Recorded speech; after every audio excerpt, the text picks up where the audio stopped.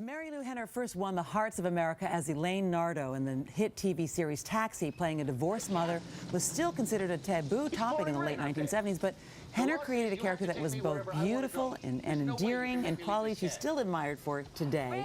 And now Marilu wants you to wear your life well, and she shares some advice in her new book. Marilu, good morning. Good morning. Here's the thing, you were like 26 when you did that role, and now you're something like that makes you like something like this in our age. No, 56. I just had my birthday. And look at you. You found the fountain of youth. And you want to share this fountain. Well, you know what it is? Well, first of all, the fountain of youth is inside everybody because time is really on your side.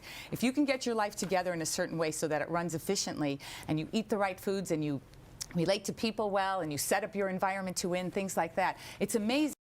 Because people have this image of this idealized life that they'd love to live, but what they don't realize is that they've been laying the foundation for years, and it's all right there. You just have to break it down to little cellular levels and then tweak it a little bit, and it's amazing what happens. Well, let's get practical about that, because everybody sort of wants this thing that you've outlined, but we're not sure exactly how to do it. And you try to tell people. And by the way, we should mention this is your 8th book. My 8th book.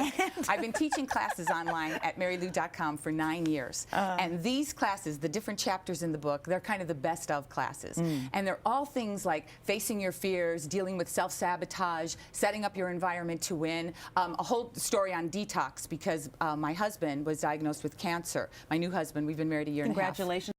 Somebody I knew in college, so he came back and nice. found me. But anyway, he was diagnosed with 2 cancers 5 years ago, and 2 months after we started seeing each other. And it's the whole story of our journey, what he does every day to help himself, etc. So each chapter sort of has its own thing. There's even a chapter on sex.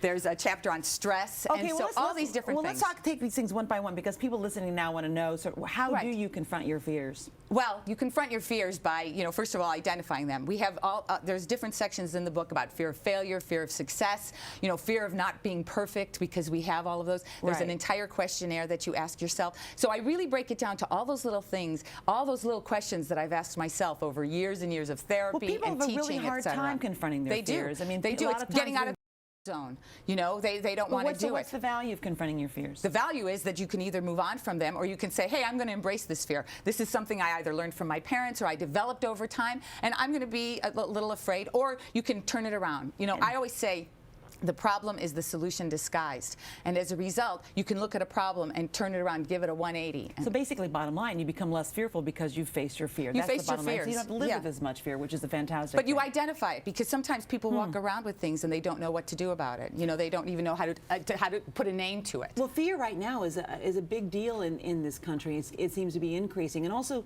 an inability to be resilient in the face of challenge, right? So what's your best advice for people to decide to have tough Yeah, smile, nod, and move on.